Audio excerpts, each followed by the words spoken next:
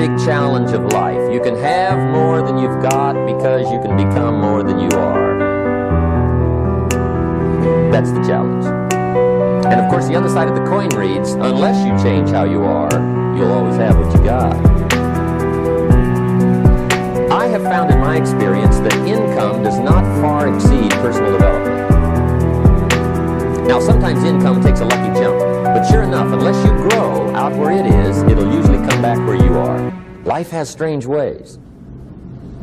If somebody hands you $1 million, best you become a millionaire quickly, so you get to keep the money.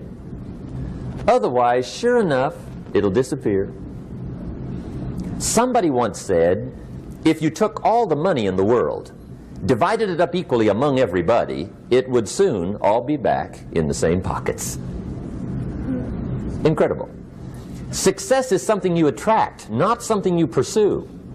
Success is looking for a good place to stay. So instead of going after it, you work on yourself. Personal development. See, the major question to ask on the job is not what are you getting. The major question to ask on the job is what are you becoming? See, the big question is not what am I getting paid here. The big question is what am I becoming here? Because true happiness is not contained in what you get. Happiness is contained in what you become. So that's our major subject for tonight, personal development. Of all the assignments Mr. Schoaf gave me at age 25, this was probably the most difficult. In fact, I'm still working on this one. I think it's an unending challenge to see what you can become. The next subject is called Basic Laws. And it's good to study the basics. And I call these basics primarily because they come from the Bible. Now, I'm not a theologian or a minister, and that'll be apparent. But Mr. Schoaf taught me that the Bible was a good textbook for ideas and stories and success equations, how to live the better life. I found out that was true. He also taught me that the Bible is as practical as it is spiritual, and I found out that's true. If you look at your bank account and your income and you're not happy, there are several places in the Bible to check to see what the heck's wrong so you can make the changes. And we're going to cover some of those tonight, called basics. Okay. The next subject is my favorite, setting goals. Mr. Schoaf taught me how to set goals. What a favor that was. One morning at breakfast, shortly after I met him, he said, Jim, let me see your current list of goals, and let's go over them and talk about them. He said, maybe that's the best way I can help you get a better direction started. And I said, I don't have a list. He said, well, is it out in the car or home somewhere? I said, no, sir. I don't have a list anywhere. He said, well, young man, that's where we got to start. He said, I can tell you right now, if you don't have a list of your goals with you, he said, I can guess your bank balance within a few $100s. Which he did. And that got my attention. I said, you mean my bank balance would change if I had a list of goals? He said, drastically. That day I became a willing student how to set goals. And sure enough, learning how to set goals changed my life. And I often wondered why no one had ever taught me how to set goals up until age 25. I went to high school, but if they offered it, I missed it. I went to college for a year, never heard it. I worked for Sears. Really. And to my knowledge, Sears never taught it. Right? How to set goals. So here I am, age 25, married, my family's starting, I've been to college, I'm working, and I still don't know how to set goals.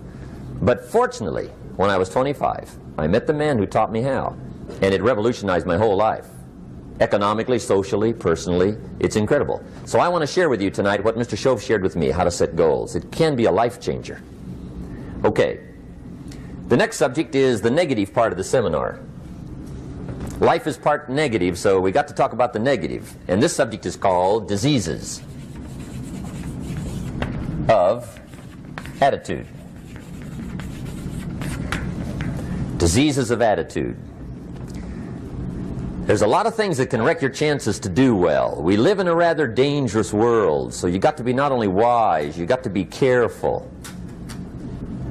Now, attitude diseases are just as bad as physical diseases, right? High blood pressure, heart trouble. I mean, a lot of things will ace your chances to do well. So you've got to be careful. And attitude diseases are deadly. I mean, they'll destroy all the good things you start. Okay? So we'll go through those attitude diseases, how to spot them, how to look for them, what they are, and the cure. And I'm a pro on these because I've had them all, so I can give you excellent advice on these. Now, the last subject we're going to consider tonight is called the day that turns your life around. The day that turns your life around. And under this subject, we're going to talk about the emotions that can change your life. Human beings are emotional creatures, and emotions are powerful for life change. Now, of course, emotions are so powerful they can go either way on you. Emotions can either build or destroy. So you really have to employ emotions properly. We call civilization the intelligent management of human emotions. If you can intelligently apply your emotions in the right direction, no telling what can happen. Could turn your life around one day would be sufficient. So we'll talk about those. Okay. Now that's a lot to cover in one evening, but we'll keep at it here and see if we can't get it all done. I'd like to have you now jot down the theme of the seminar. Every seminar should have a theme, I guess. We've got one. It's on some of our literature if you happen to notice it, but if you didn't, for your notes, here it is. The theme of the seminar goes like this: the major key to your better future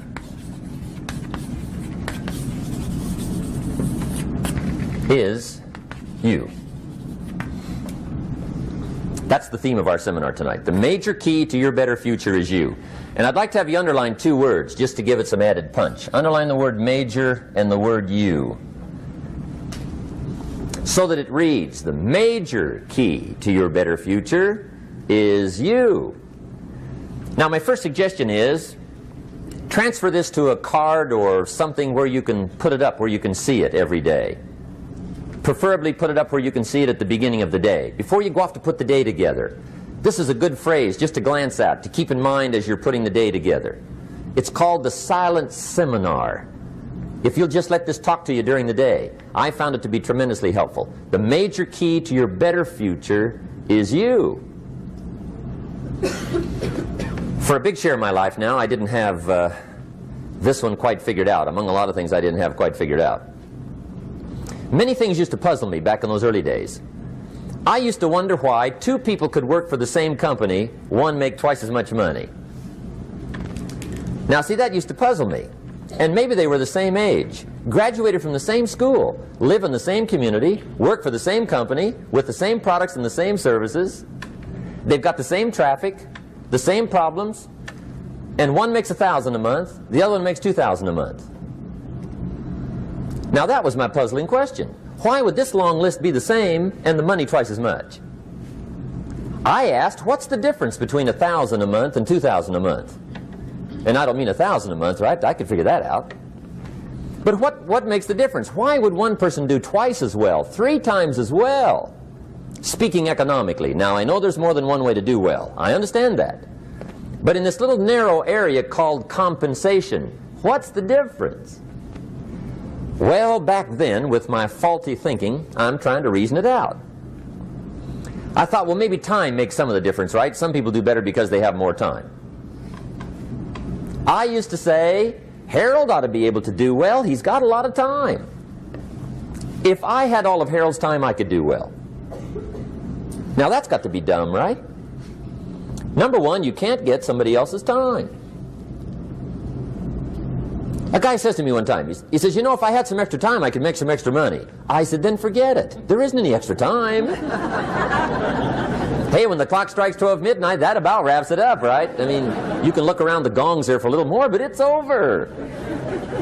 You say to the guy, what are you doing? He says, I'm looking for extra time. See, they'll come and take you away, right? There isn't any more time.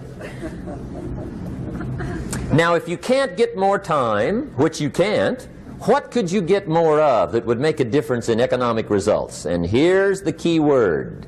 Make it a part of your notes. We're going to consider it tonight. The word is value. And I have a little phrase for your notes. Value makes the difference in results. Value makes the difference. You can't get more time, but you can create more value. Now here's the first lesson of economics. Everybody should learn it from the time they're old enough to understand what a dollar means. How to earn one, how to get one, how to keep one, what to do with it.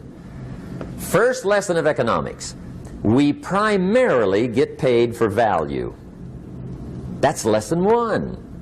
Bringing value to the marketplace, that's how you get paid. You don't get paid for the time. I know it takes time to bring value to the marketplace, but you get paid for the value, not the time. Now, since that's true, here's one of the key questions of the evening. Is it possible to become twice as valuable at the marketplace and make twice as much money in the same time? Could you become 3 times as valuable?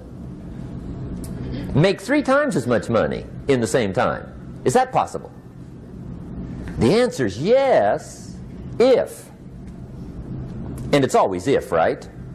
Life is known as the big if. Harry Truman once said, life is iffy. How true.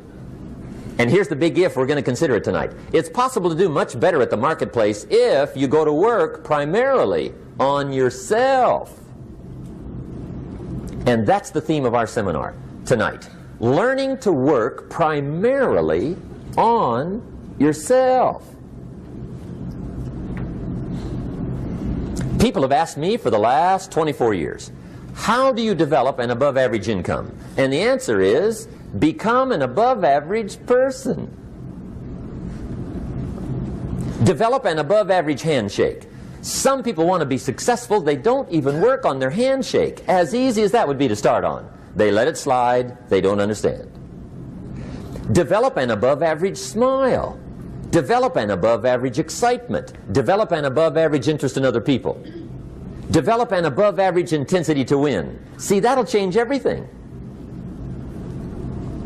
Probably one of the most frustrating experiences in life is looking for an above average job with above average pay without becoming an above average person. It's called frustration.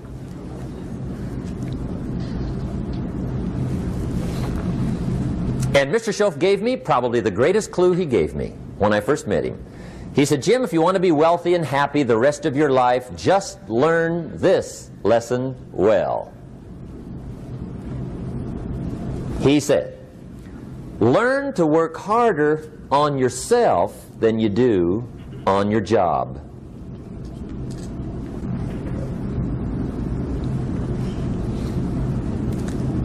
Then Mr. Schoaf gave me probably one of the most important clues among so many things he taught me, but this was in those early days. Mr. Schoaf was very kind, but he was also very abrupt.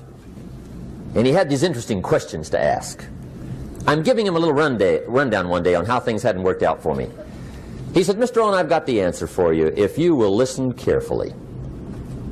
And listen carefully I did that day and for the next 5 years.